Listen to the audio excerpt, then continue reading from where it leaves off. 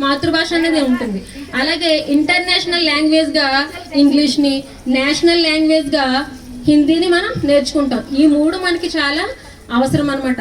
కానీ తల్లి భాష, మాతృభాష తెలుగు భాష వస్తేనే, అలాగే ఎవరి భాష వాళ్ళకి వాళ్ళ రాష్ట్ర భాష వస్తేనే మిగిలిన భాషలన్నీ నేర్చుకోవడం సులభతరం అవుతుంది. కాబట్టి మన తెలుగు భాష గొప్పతనాన్ని మనం తెలుగు వాడైనందుకు మనం గర్వించాలి. అర్థమైందా? అలాగే మరి ఆగస్టు 29న గిడుగు రామ్మూర్తి గారి పుట్టినరోజు సందర్భంగా ఎందుకు ఈ రోజునే జరుపుకోవాలంటే